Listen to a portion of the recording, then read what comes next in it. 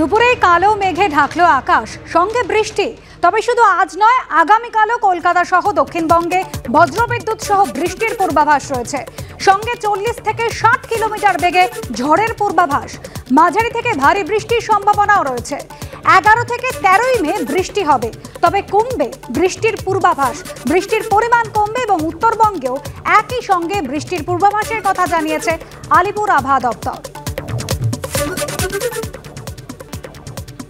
9 থেকে 10 তারিখ দক্ষিণবঙ্গে ঝড় বৃষ্টির তীব্রতা কিছুটা বেশি থাকার সম্ভাবনা রয়েছে। বিশেষ করে বজ্রপাতের সম্ভাবনা, দু এক জায়গায় বজ্রপাতের তীব্রতা বেশি থাকার সম্ভাবনা রয়েছে। বিশেষ করে 9 থেকে 10 এই পিরিয়ডটায় দমকা হাওয়া থাকার সম্ভাবনা রয়েছে।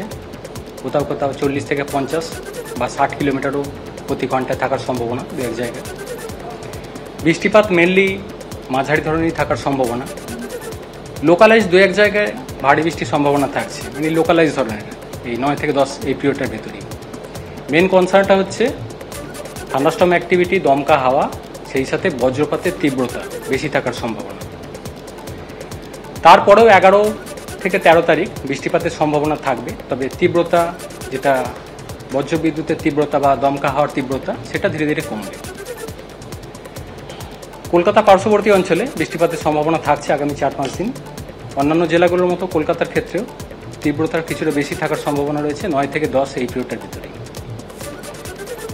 উত্তরবঙ্গের জন্য ইন্টেন্সিটি তুলনামূলকভাবে কিছুটা কম থাকবে দক্ষিণবঙ্গের থেকে, তবে বৃষ্টিপাতের সম্ভাবনা থাকছে আগামী 4-5 দিন উত্তরবঙ্গের জেলাগুলিতে।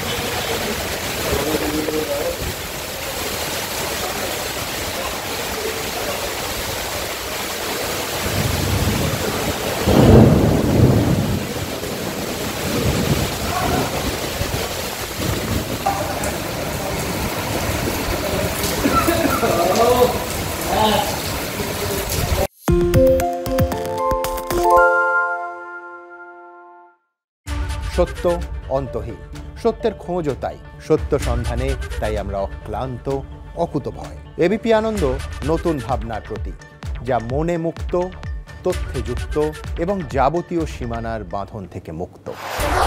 সীমা না শব্দটির মধ্যে লুকিয়ে আছে মানা শব্দটি, যেন চোখ রাঙানি এক অদৃশ্য বেড়াজাল, যা আটকে রাখে আমাদের এক ছোট্ট গণ্ডির মধ্যে।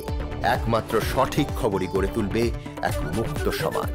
সেই জগৎ গড়ার লক্ষ্যে কোনো সীমানার ঠুকুটি আমরা মানব না। এবিপি আনন্দ এগিয়ে থাকে, এগিয়ে রাখে।